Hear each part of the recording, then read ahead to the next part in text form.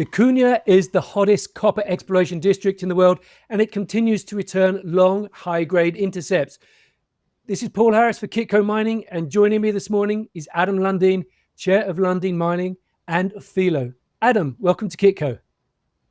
Thanks, Paul. Great to be here. Good to see you. We have a lot to talk about. The copper price is $4.75 a pound. Copper futures are over $5 a pound. It's a great moment to be in the copper space. That's super exciting. Yeah, it's great to see. I think we all felt like the outlook for copper was strong, and we thought we'd see some movement in the copper price. So nice to see it playing out.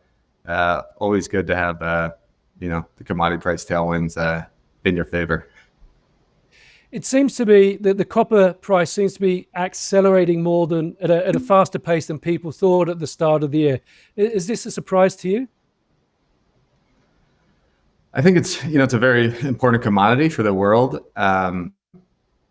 You think it's tough when you see such aggressive swings, but definitely agree with the rhetoric out there that supply is very tight. And obviously there's a lot of smelting capacity. And when you started to see the change in TCRC rates, you knew that would most likely lead to a higher copper price.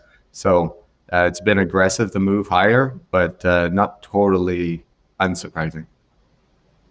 Okay, I want to sort of talk about San Juan, Argentina and the Vicuña district. The various Lundin companies, Filo, NGX, and before them, Jose Maria, which now, of course, is in Lundin Mining, continue to astound with the drill. Rather than talk about the separate companies, what is the big picture that the Lundin Group is working towards in the Vicuña district? And how is your vision for it evolving as a result of all this drilling?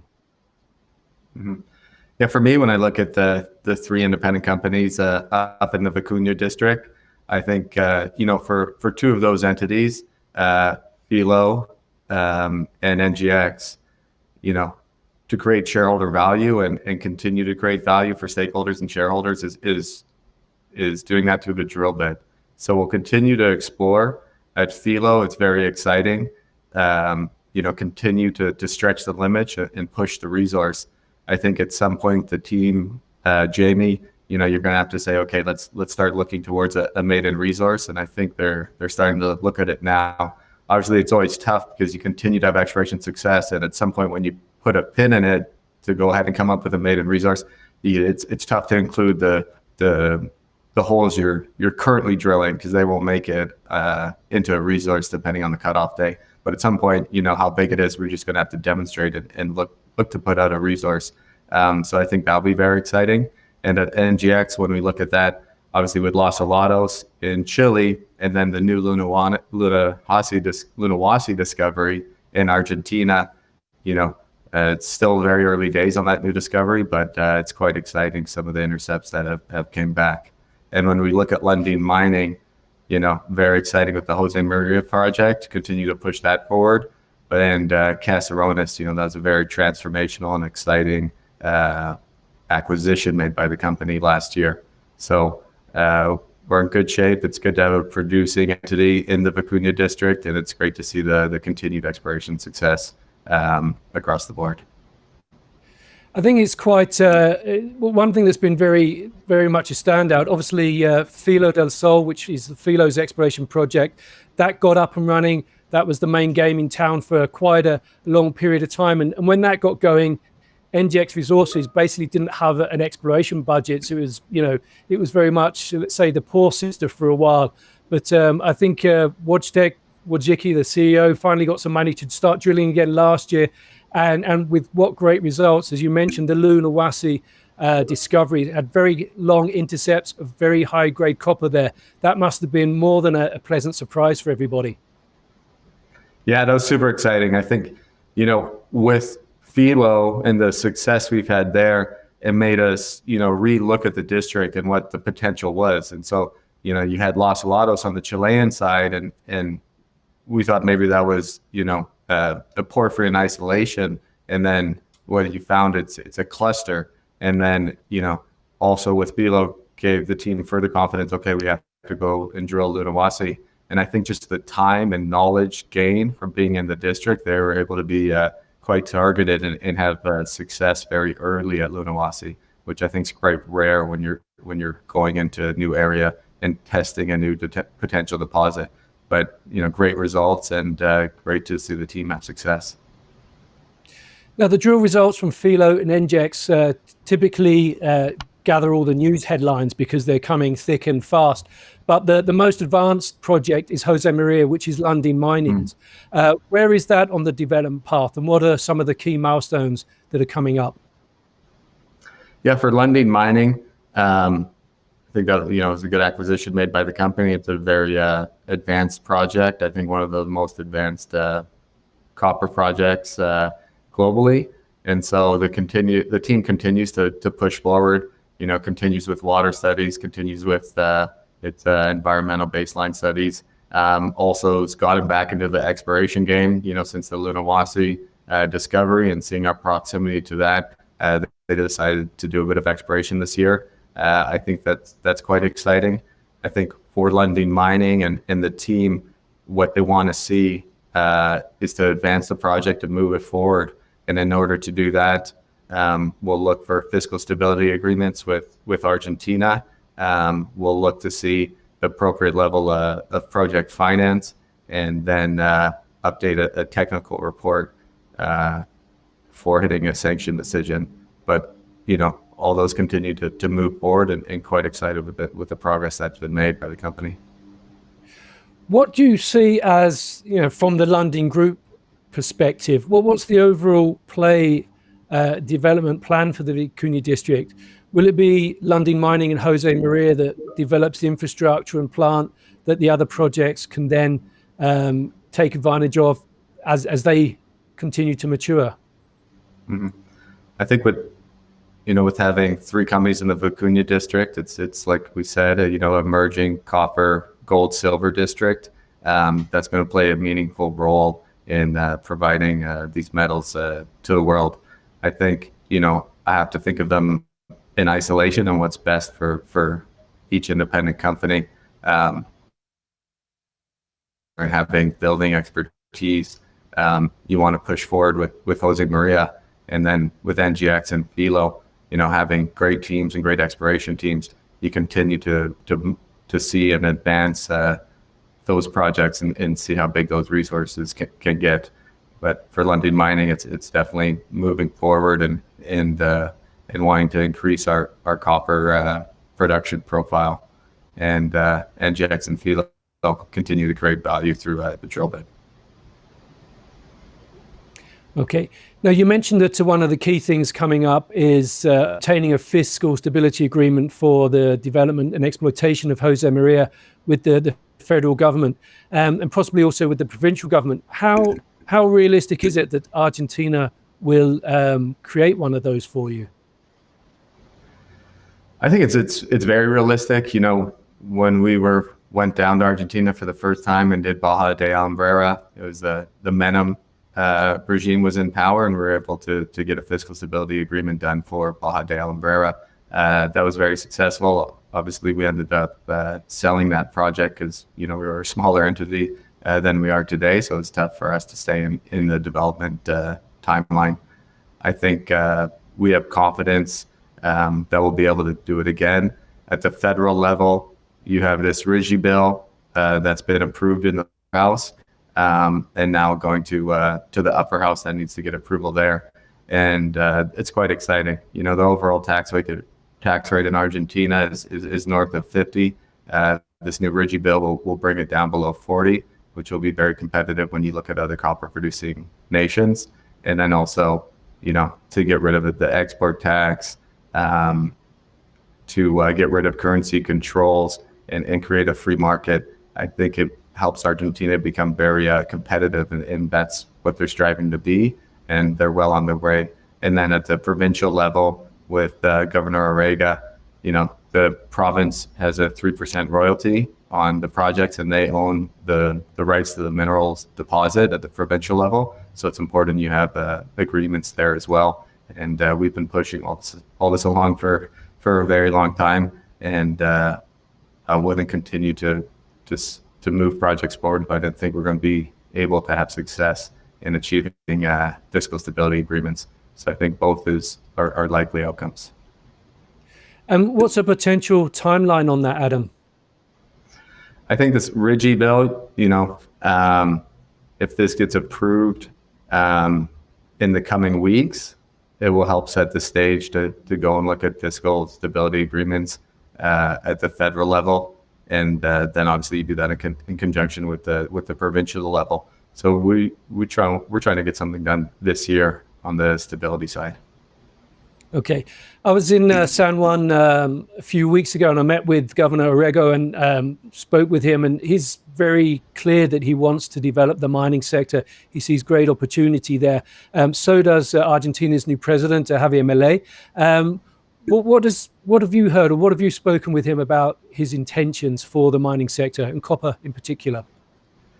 Yeah, no, I share your views. Governor Orrego, he definitely wants to, San Juan being a mining province, having the Valadero mine there for a long time, you have a good workforce and you have people who understand the benefits of mining.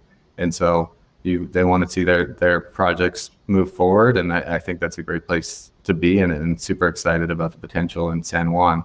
And then at the federal level, I think they have a good understanding of the capabilities and potential of Argentina. There's some very big deposits in Argentina, and you get less than a handful of those going, Argentina could become a top 10 copper producing nation and help supply the world with this green fuel that we need to help move away from or help us achieve the goals we want when it comes to electrification of the planet. So I think Argentina can play a significant role, and it can be very, very beneficial for the country. And I believe the current regime and President Milei believe in that as well. Okay. Now, BHP, one of the world's largest diversified miners, is a strategic investor in Filo. What went through your mind when you heard that the company had made an offer for Anglo American? Yeah, BHP is a very good shareholder and supportive shareholder with Filo, and it's been a real pleasure being able to work with their teams. There's a lot of talented people at BHP, and so really enjoy the relationship there. When you see the blockbuster news like that, it's hard not to get excited. I think M&A can be good for the sector, and I think it also attracts a lot of attention to the space and gets more eyeballs on it. So it was quite excited and very excited to see how it plays out. Anglo is a great company as well with some phenomenal assets. So let's stay tuned and see how it plays out. It should be exciting. It does seem that the setup for copper and the future setup for copper does suggest that there's going to be quite a lot of competition for big deposits in countries where you can develop, like the Lundin Group has several of at this moment in time. Mm-hmm. Yeah, I think there hasn't been a major focus on exploration. Obviously, with the last super cycle, there was a lot of deals done and maybe not a lot of accretion created or value add for certain companies. So I think everyone's going to remain cautious and remain disciplined. But no, it's exciting to see, and I think the companies in the group are very well positioned today. Okay, if the big guys like BHP favor buying over building, would that complicate things in terms of the development scenario for the Vicuña district? I think everyone, it's tough to put yourself in a box and saying this period in time is right for building, or this period of time is right for buying. I think you really have to go on a case-by-case basis. And when you look at the case in the Vicuña district and the companies there and the deposits there, it's very, very hard not to get excited and not want to be a part of it. And so I don't think we'll have any problems attracting partners. Okay. I want to change track now, if I may, Adam, and sort of talk more about at a corporate level. It's been 2 years since your father passed. How's the transition for you been to the head of the family business? Yeah, it's obviously, the goal was to do this with my dad and work with him and continue to miss him very much. But just feel quite blessed, to have him in my life for the time period I did, and also the people he's surrounded me with in the group.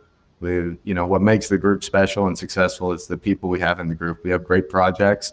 We wouldn't be able to demonstrate that they're great projects without having, the world-class teams. So just feel quite fortunate to be a part of it with so many great companies and so many great people. So that's definitely helped with the transition, and couldn't have done without the individuals in the group. So we've been working extremely hard, work extremely well with my brothers, and it's been exciting.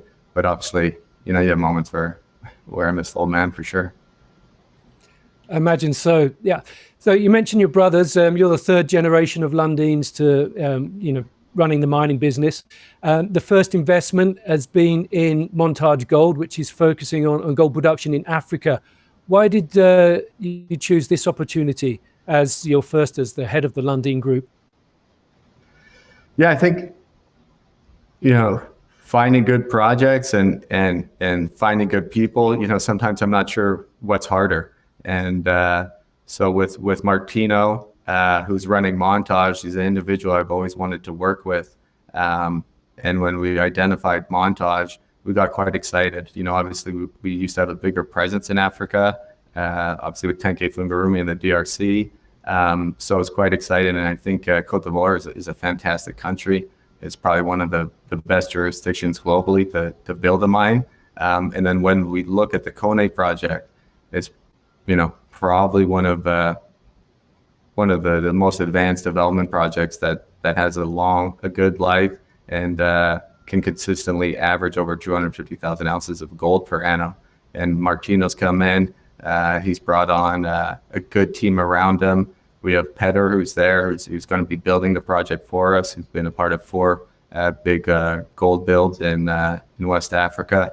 And so quite excited to see the new team, and they're working extremely hard to advance that project. So it was really the team that could be put together, and the quality of the project. And when you married those two together, I think we'll create a lot of value for shareholders and a lot of value for stakeholders.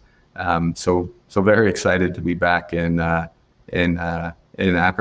have a bigger presence in Africa, excited to be in Côte d'Ivoire, and also excited to leverage from the success of the team at Lundin Gold with Ron coming on the board, and Alessandro on the board as well. So very excited to move that forward and see this new team have success. I mean, you've picked a very good time to launch on a new gold venture with the gold price at $2,400 per ounce. So that's obviously bodes well for the future success of the company. No, totally. Again, I mean, there's so much out of your hands in the space.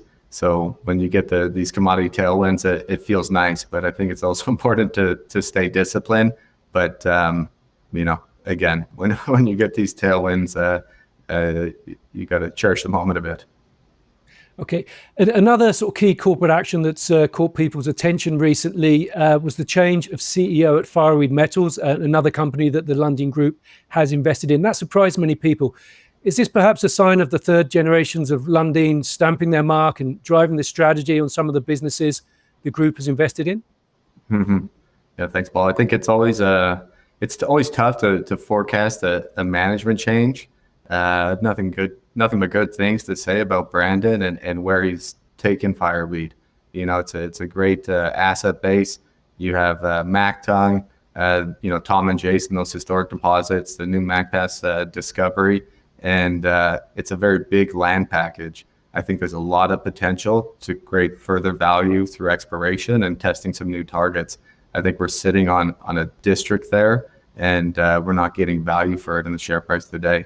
And so we'll continue to evaluate the exploration side and then see what targets we should be drilling. So the season's about to start, and we're quite excited. I mean, the exploration team there with Jack leading the charge is very strong. And so we'll have a big emphasis on exploration. And then also, when you're competing for dollars at an exploration company, you don't have unlimited resources. So you've got to focus on what you believe is going to create the most shareholder value. And I think that's going to be further exploration. But at the same time, Mactung is a very strategic asset. And I think there's the ability to get government funding from Canada and the US, so you don't have to fight for dollars on the exploration side. And if that can come through, then you can come up with a clear game plan to move Mactung forward and maybe potentially look at spinning that out to shareholders. I think Mactung has the potential to lead the charge on the infrastructure side, and that'll be extremely beneficial for the zinc. So what is the strategy for the drilling program this year? Will that focus on the zinc aspect at Mac Pass, as you mentioned, or will that also include further development of the tin resource at Mactung? Sorry, the tungsten resource. No problem. Yeah, so the main focus, we're going through seeing the exploration targets, saying, okay, there's a lot. Are they ready to be drilled off? I believe there are quite a few that are ready to be drilled off. So that will be the main focus. Very exciting to get, Paul Harbridge involved and Jamie Beck involved. Also leaning a bit more on the team within the group, having Neil O'Brien and Wojtek take a look as well. And so the initial focus definitely will be exploration and look to create shareholder value that way. But at the same time, not take our eye off the ball when it comes to Mactung. So the team was down in DC a couple of weeks ago, and so we want to continue to push that forward to see if we get some funding secured through these government agencies looking to help support these strategic metals like tungsten and move forward. So I think it's a great land package. Yukon's a great place to be. The team is in good shape, so very excited about Firewood. You mentioned the possibility of at some point in the future spinning out Mactung into a separate company. At what point of time do you think you'll be looking to do that, and under what conditions?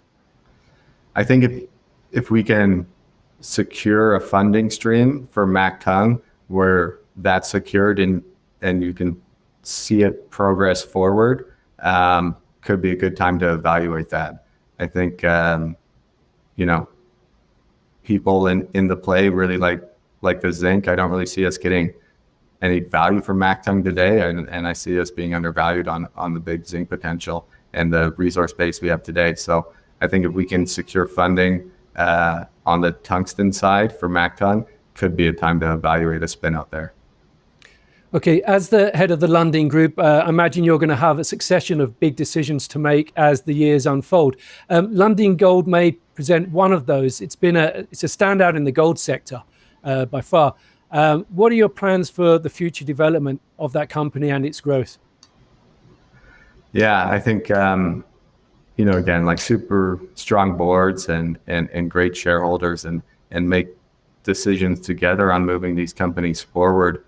With the management teams, I think Ron and the team have done a fantastic job at Lundin Gold. It's been amazing to see the progress. Now there's the potential, and they want to increase throughput. You're starting to have a lot of exploration success. So I think we haven't maximized the value of Fruta del Norte yet. And then, the team is always active, but it's going to be very hard to do a deal that's not dilutive at the asset quality level. If we think that there's something out there that comes along that could match the asset quality level, we'll be in a position to move quickly. But right now, let's continue to hit it hard on the exploration side, continue to get increased throughput. And then the balance sheet is in such great shape today. Ron and the team, they probably have the abilities to look at increasing dividends at some point. So feeling good about the project and not feeling pressure to go out and acquire at this time, but obviously we'll keep an active eye out to see if there's another asset to bolt onto the company. But for now, let's continue to maximize value of Fruta del Norte for shareholders. Okay. Well, Adam, let's end with a really forward-looking statement. Where do you want the Lundin Group and its various companies to be in sort of 5 or 10 years' time? I think it'd be very rewarding to look back with with the teams and the boards and the people we have involved, and look back from 5 years from now and say, okay, we've created a tremendous amount of stakeholder value and shareholder value. I think we got to remain disciplined. It's easy to get overexcited in a hot market, but I think, to be able to look back and say, okay, we've created a lot of shareholder value and stakeholder value, and local communities around our projects have truly benefited, and so have shareholders. So, if you can look back and have that type of success and see companies do well, peoples do well, communities do well, it'll be extremely rewarding for me and the family. Well, let's hope so, Adam. Thank you very much for joining us today. Thank you, Paul. Absolute pleasure. And I'm Paul Harris, and this is Kitco Mining.